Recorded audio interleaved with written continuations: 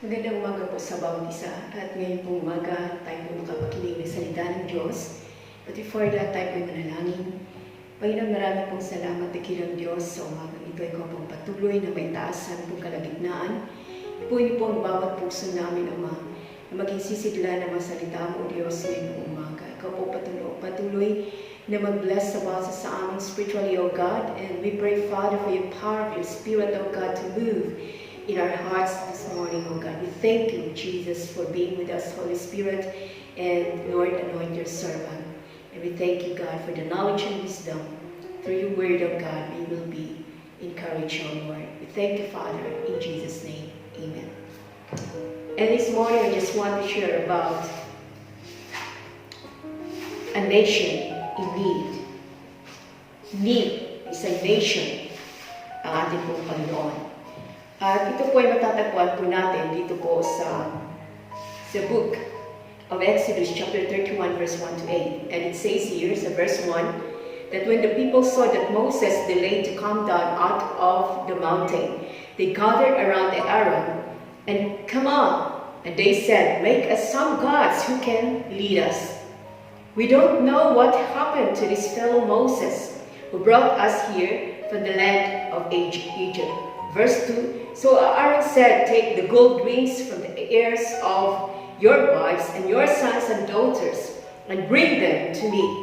And verse 3, all the people took the gold rings from their ears and brought them to Aaron. And verse 4, then Aaron took the gold, melted it down, and molded it into a shape of a calf. When the people saw it, they exclaimed, O Israel, these are the gods who brought you out of the land of Egypt. And verse 5, but Aaron saw how excited the people were. So he built an altar in front of the calf. Then he announced, tomorrow will be a festival to the Lord. And verse 6, the people got up early the next morning to sacrifice the burnt offerings and peace offerings. And after this, they celebrated with feasting and drinking, and they indulged in the pagan revelry. And verse 7, the Lord said to Moses, quick, go down the mountain. Your people whom you brought from the land of Egypt have corrupted themselves. And verse 8, how quickly they have turned away from the way I commanded them to live. And they have melted down gold and made a calf. And they have bowed down and sacrificed to it. And they're saying, these are your gods, O Israel, who brought you out of the land of Egypt.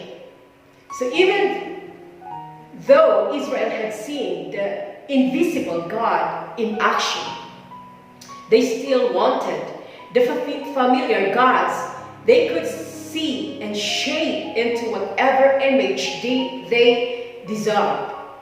And the first thing that the nation needed, they needed to remember their past in verse 1. So the distance they had come out of Egypt, tingnan po natin kung gaano kalayo ang kanilang pinaggalingan. They come out from Egypt. At makita po natin ang kahirapan, the difficulties they were now facing. So we don't know what happened to this fellow Moses, sabi nila. And note how slightly na nag-speak sila against Moses. And he made it certain us, sabi po ng mga tao, or baka patay na si Moses. And the demand he made, sabi po, na nagdemand po sila kay Aaron, make us gods which shall go before us. At nandun po, fresh from Egypt, the Israelites is quite natural sa kanila to make a golden calf to represent the God that had just delivered them from the oppressor. So sila po ay bahala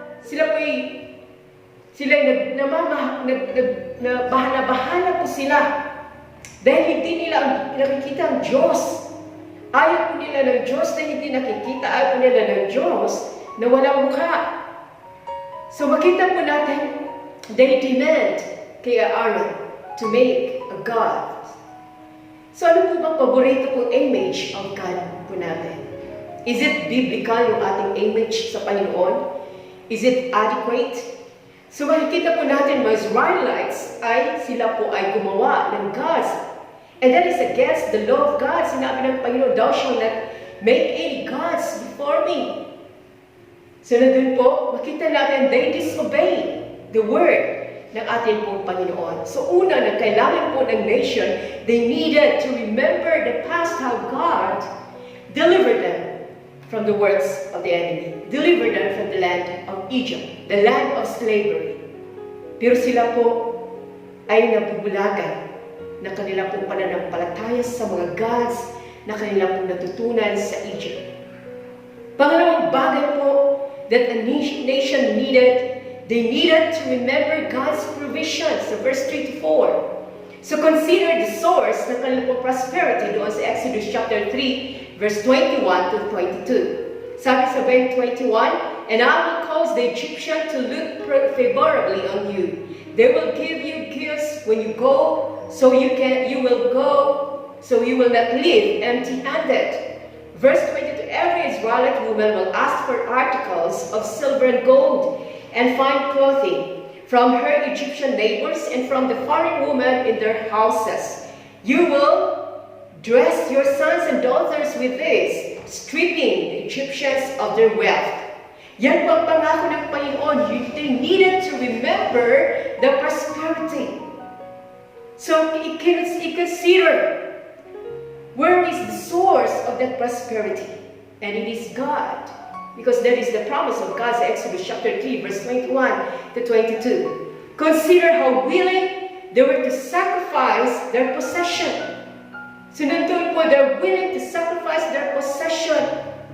Nung time po na yun, sabi nga po na God has a purpose sa possession nito. Apay na, bakit po na inalaw ni Lord na ang mga wealth ng Egyptian mapunta sa mga Israelites? Because God has a purpose for this prosperity. Kaya sabi nga po doon sa Exodus chapter 35 verse 20 to 22, so the whole community of Israel left Moses and returned to their tents. Verse 21, all hearts were stirred, and whose spirits were moved, came and brought their sacred offerings to the Lord.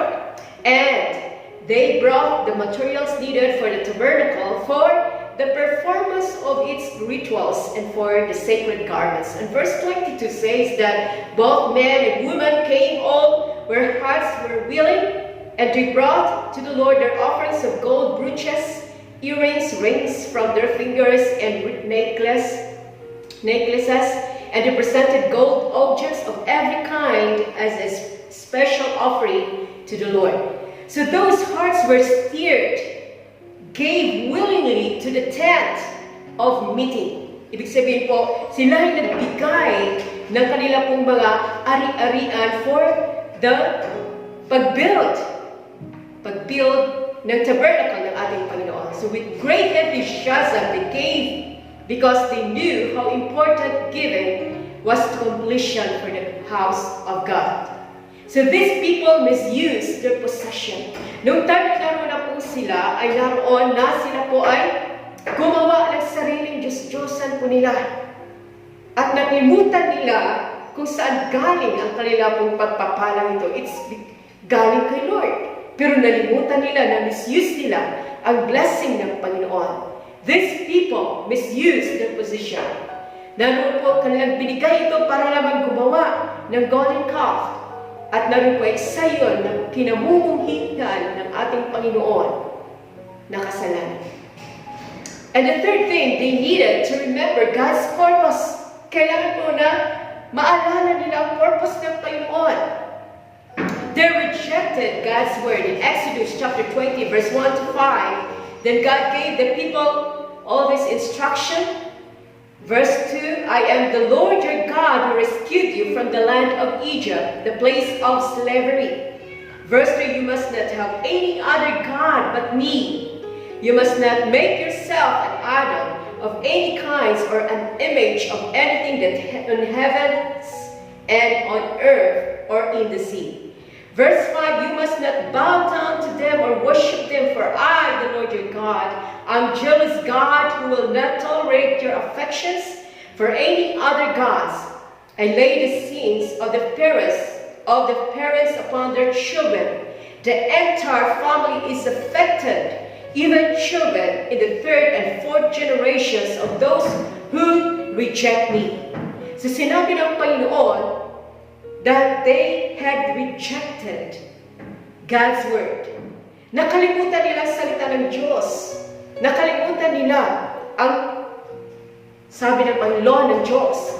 And they needed to remember the purpose. So Israelites had just come from Egypt. Galing po nila sa Egypt. Marami pong mga idols and many gods sa Egypt. And when God told His people to worship and believe Him, so hindi po mahirap para sa mga Israelites kasi isa na ang Panginoon sa kanilang Diyosan, nasa kanila pong mga kaisipan. But when we said, nung sinabi ng Diyos sa kanila, you must not have any other God but me. Yun na po ang pinakamahirap sa kanila ng mga Israelites na ma-accept po nila ang utos ng Panginoon ito. So they rejected the Word of God. So even if we do not make idols, we are often guilty of trying to make God in our image. Molding Him to fit sa ating mga expectations, to fit in our desires, to fit in our circumstances. Kapag ginawa po natin ito, mga kapatid, we end up worshiping ourselves rather than the God who created us. They refuse to do God's will. So they refuse to do the will of God. They corrupted themselves at sa pamagitan ng kanilang paggawa ng imahe na yun. God is unwilling to claim them as God's people. Then naroon po, they reject the Word of God. They refuse to do the will of God. And God was ready to destroy the whole nation because of sin. But Moses pleaded for mercy, and God spared them. Why? Because Moses interceded for His people. Although we deserve the anger ng Panginoon, He is willing to forgive and restore us para sa Kanya pong sarili. When God wanted to destroy the people, He was acting consistently with His justice. When Moses interceded for the people, God relented in order to act consistently with His mercy because of Moses' intercession. God often told the people that if they would change their ways, He would not condemn them. And they changed, and God forgave them as He had promised. Yan po ang kailangan po ng nasyon po natin ngayon. We needed a nation, needed ay nandun po ang Panginoon, pagpapakumbaba sa Lord. A nation in need of God. Huwag natin kalimutan. We need to remember our past, how the Lord saved us. We need to remember God's purpose and God's provision. Ang provision ng ating Panginoon. Paano provide ng Lord lahat ng need natin bilang Kristiyano, bilang mananampalataya ng ating buhay ni Diyos. Consider natin ang source ng ating prosperity na walang iba sa Diyos galing. Consider natin how willing na ating pong isacrifice ang mga possessions nito para sa kingdom ng ating Panginoon. And they needed to remember God's purpose. Ano bang purpose ng Lord sa bawat sa atin? Huwag natin i-reject ang salita ng ating Panginoon. So yun, sabi nga po dito, patatawarin tayo ng Diyos if we change, if you will not refuse to do the will of God. Huwag natin i-corrupt yung sarili po natin. Huwag tayong gumawa ng sarili po natin Diyos-Diyosan. Because God will condemn us. But if we're willing to change, God will forgive us katulad ng kanyang pong pangako sa bawat isa. So ngayong umaga, mga kapatid, nasaan man tayo, ano man ang kalagayan ng ating pong nasyon, the nation is needed to remember the past. The nation is needed to remember God's provision. The nation is needed to remember God's purpose. Magandang umaga po. At tayo po'y manalangin ngayong pong umaga. Marami pong salamat po Diyos sa mga salita mo na iyong ginawa para Lord kami ma-encourage, mabigyan ng kalakasan spiritual. Nawa Panginoon ang bawat isang nakapakinig ngayon. Ikaw po ang patuloy na magpapala sa kanilang pong mga buhay. Patuloy niyo po kami, Panginoon, na proteksyonan sa pandemic nito, Ama. Salamat, Lord, dahil bibigyan mo kami ng freedom. At Lord, kami ay maibalik ang aming buhay sa normality ng Diyos, sa biyaya mo, Ama. Because our nation is needed to remember the past, Lord, how you protect us, how you provide everything. The nation is needed your provision, to remember your provision. And the nation is needed to remember your purpose, O God. Kaya, Panginoon, in behalf of our land, we stand in the gap before you. Cleanse us, forgive our sins, and heal our land, O God. Thank you for your healing. Thank you for your miracle against this pandemic, Lord God. We thank you for your presence. In Jesus' name, amen.